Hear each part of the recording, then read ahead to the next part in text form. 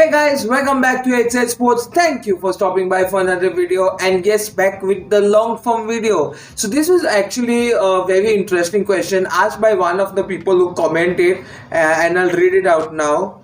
And the comment was by Krishna Savant 9186. Bro, one question. ISL has salary cap of 16.5 crores. Then how can Mohun Bagan Super Giants not exceed? We know Dimi and Yogo getting more than 2.5 crore each. Thapa around 3 crore, Jason around 3 crore, Sadiku around 2 crore. 13 crore already utilized. How can they keep so much player with low salary cap?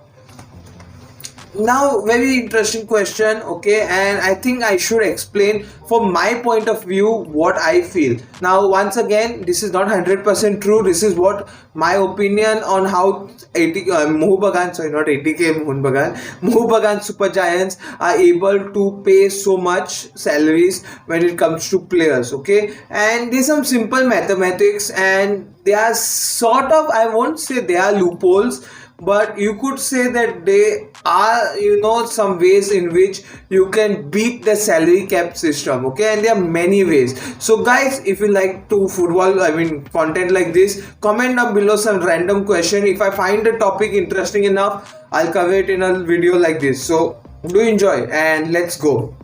So first of all, there are many things you need to understand. The salary cap of 16.5 crores thus includes all players, which include foreign players and first team players which are joining your club, okay, or playing for the club. Academy players, at least from what I can recollect, are somewhat not included in this. Even though academy players do not take that much, they are like considered the second squad, the B squad. So if ATK, once again, why am I saying ATK? If Mohun Bagan Super Giants are interested in, if you have certain players who are in their academy, who they are using in the first squad, okay, they still remain in the academy when it comes to the salary cap, okay, so they do not get included. As for the foreign players, as you know, the still marquee signings are still possible in ISL. One foreign player can be signed as a marquee signing, and to be honest, I feel mostly Jason Cummings is the marquee signing. Now it's not 100% confirmed, it's not 100% said like he is the marquee signing, but it can be a possibility. The only thing stopping them is that they had to go to the ISL, the in charge of ISLs, and just say that yes, Jason Cummings is a marquee signing, and a marquee signing salary is not considered in a salary cap. Now, did they do this or not? Your and my guess is as good, because these things are mostly kept very private because it comes to salary issues.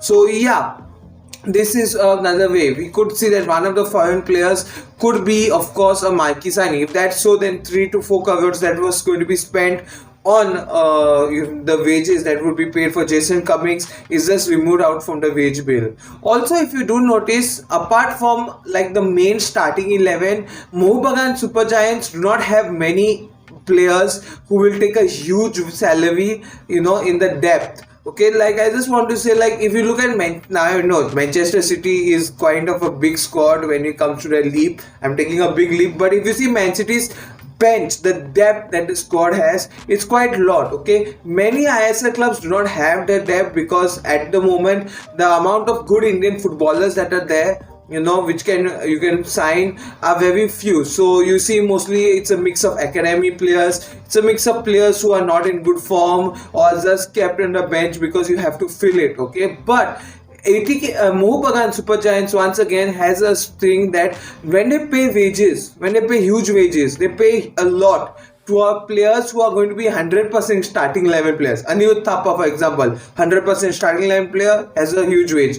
Anwar Ali, 100% starting 11 player, has a huge salary. Ashish Rai, 100% starting player, huge salary. So that is what, when it comes to their foreign players, Manveer Singh, for example, Liston Colasso, players who the club know are going to be playing in and out throughout, they give them only the big salaries. Other players, a smaller salary, not that much. This is common sense, understandable, common finance, economics for the club.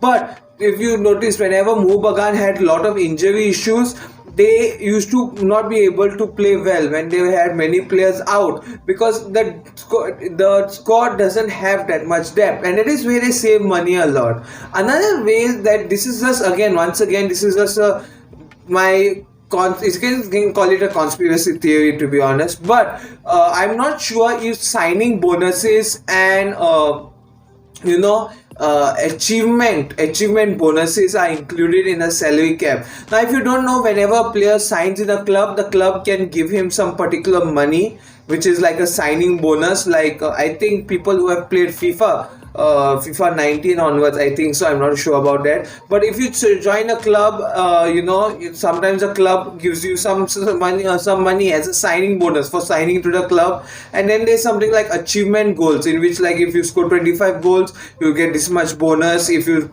make 20 appearances for the squad in the season, you get this much bonus. A famous example of this was not when it comes to money, because they don't tell, but remember when Fernandinho in the 2019-20 season for Manchester City, when he played more than 50% of the games available to him, yes, there was a clause in his contract which stated that if he played more than 50% of the games in his final year of his contract, Man City had to give him a 1-year contract extension, and that is what happened. Similarly, I don't think when it comes to the salary cap comes to it, achievement bonuses and signing bonuses is considered. So Jason, coming now, let's take a different player. For example, I'll take Sadiku for that. Now, if Sadiku joins Mohun Bagan, he may get a signing bonus of 2 crores, and then be paid just what is that called, 1 crore as a full salary,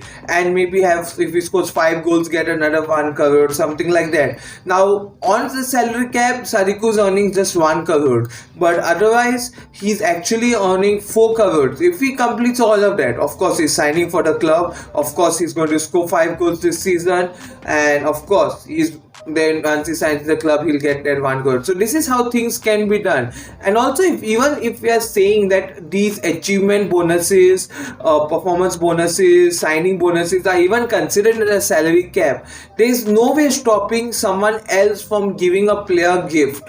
Okay, like assume this person who's a part of Mohun Bagan Super Giants, not directly a part, like a board member or someone, maybe a friend of a board member who is not connected directly to Mohun Bagan, but he can of course pay some players. Now, this is not a way of bribing as such, but he's like gifting a Sadiku or maybe 50 lakhs, something like that. This can be done. It is legal. You are giving a gift to someone. It's nothing wrong, but it could actually, that 50 lakhs be the salary that Sadiku is getting, some extra money. So yes, so in that, the salary cap again doesn't imply. This is when we come in the grey area of football. That's why I don't enjoy the salary cap that much. The rules and regulations of the salary cap is very much shady, to be honest. You cannot enjoy the salary cap, I mean, you cannot force it. There are a lot of loopholes, and it's obviously that many clubs exploit it, and if they are found guilty, you know what happens for breaching this salary cap thing and financial fair play, all this. But to find it guilty, it takes a lot of time, and you need to have very good connections inside to capture, get that data and all. So that's how some clubs run. I'm not accusing a Mohun Bagan Super Giants of doing something like this. These I'm just just telling you all the ways, because many of you all are asking how such clubs are able to do so. Now, Mumbai City have City Football Group, Manchester City, which is a different story, which I'll tell in another video. But as for you all guys, Mohun Bagan fans, this is actually a good way I see Mohun Bagan are working out, because they all are financially good and you'll know how to run a club. So that is 2 things that is very important for a club to flourish well, and that is how they're signing good players. Now guys, I want to know your thoughts. What do you feel about this? Do you feel Mohun Bagan are cheating or not? Tell me in the comments down below. Thank you so much for all of those who watched this video. Do like, share, subscribe, of course, and if you have any other interesting comments, suggestion for video topics and all, tell me in the comments down below. Goodbye guys, take care and stay safe.